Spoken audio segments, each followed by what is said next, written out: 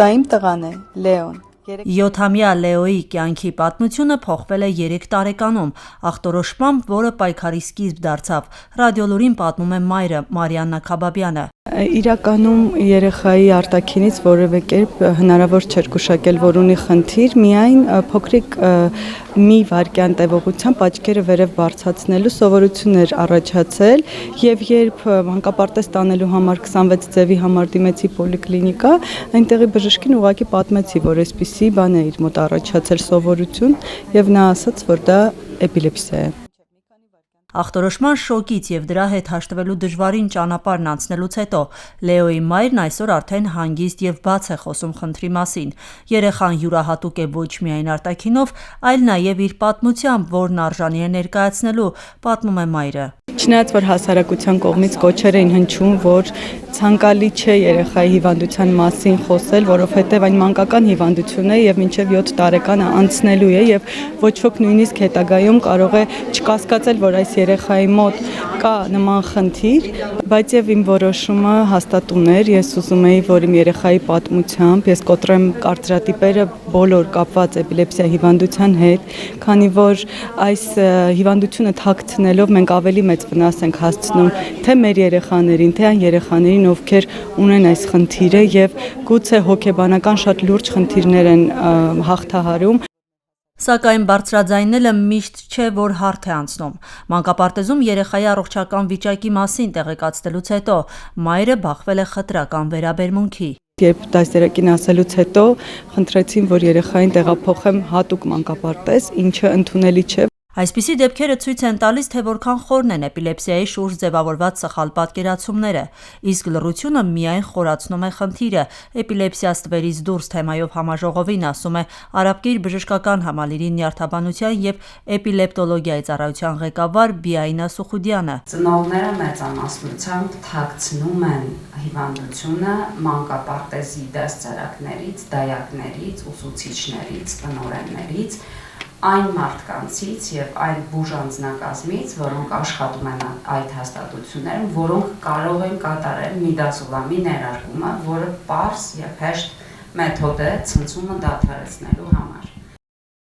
Առողջապահության նախարար Անահիտ Ավանեսյանի խոսքով հիվանդությունը թաքցնելն էլ իր պատճառներն ունի։ Մարդիկ բախվում են խտրական վերաբերմունքի, ստիպված լինելով պայքարել ոչ միայն հիվանդության, այլ նաև հասարակության սխալ ընկալումների դեմ, ինչը հոգեբանական բեռ է։ Ես հուսով եմ, վստահ եմ, որ միացյալ ջանքերով մեր հանրությունը կփոխի իր վերաբերմունքը, շատ ավելի հանդուրժող եւ հանգիստ կլինի, կսովորի ինչպես առնչվել այս հիվանդությամբ, ուրեմն մարդու հետ, ով հանկարծ ցնցումների մեջ է ընկել, ճիշտ կարձագանքի եւ բոլորիս անգամ եթե չեք կարող օգնել չվնասելու եւ հավելյալ հոգեբանական ճնշում չգործադրելու հատվածը, կարծում եմ շատ կարեւոր է։ Երազում են դառնալ նկարչուհի, արվեստն իմ տարերքն է, եւ հույս ունեմ, որ իմ երազանքը կիրականանա։ Այսօր աշխարհում ավելի քան 60 միլիոն մարդ ապրում է այս հիվանդությամբ։ Էպիլեպսիայի առաջացման պատճառներն ըստ մասնագետների բազմազան են։ Հայաստանում այն հաճախ ընկալվում է որպես գենետիկական հիվանդություն, ինչը միանշանակ ճիշտ պնդում չէ, ասում է Բիայնա Սուխուդյանը։ Էպիլեպսիան կարող է լինել ժառանգական, սակայն ոչ բոլոր դեպքերում։ Խոսքը քրոնիկ նյարդաբանական հիվանդության մասին է, որը չի դասվում հոգեբուժական խնդիրների շարքին։ Այսօր Հայաստանի Հանրապետությունում գրանցված է 12 հակացնցումային դեղորայք, որոնց մեծ մասը տրամադրվում է պետպատվերի շրջանակում։ Այսինքն երեխաները հիմնականում անխափան դեղ են ստանում մեր դիսպանսերից։ Մենք ունենք նորագույն 9 սարք, որով կատարում ենք EEG հետազոտություններ, որոնք անհրաժեշտ են, քանի որ երեխաները ստանում են քրոնիկ հակացնցումային դեղորայք, նրանց պարբերաբար անհրաժեշտ է կատարել լաբորատոր հետազոտություններ, որը մենք նույնպես կատարում ենք պետպատվերի շրջանակներում։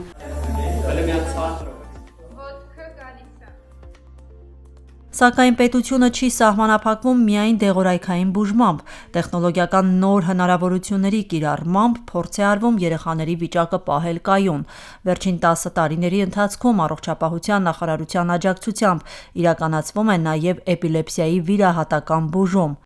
Եվ այսօր դուք պետին նախարար։ Աջակցելով, որ մենք չունենանք դեղորայքի խնդիր, դուք մեզ ստիպում եւ պարտադրում եք, որ մենք գնանք արդեն էլ ավելի առաջ, որ մենք զարգացնենք այն տեխնոլոգիաները, որոնք ուղղված են այն երեխաներին, որոնք դեղորայքով չեն կարող կառավարվել, եւ ձեզ ուզում եմ հպարտությամբ ասել, գրեթե 100-ի է հասել միջամտությունների թիվը,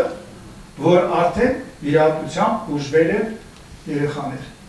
Եվ հպարտությամբ կարող եմ ասել, որ Ղազախստանում վիրահատված երեխան, որը կրկնվում էին եւ ամենօրյա ցնցումներով եկավ Հայաստան, 1 տարի է ցնցում չունի։ Հայաստանում հաշվառված է 4600-ից ավելի էպիլեպսիա ունեցող երեխա։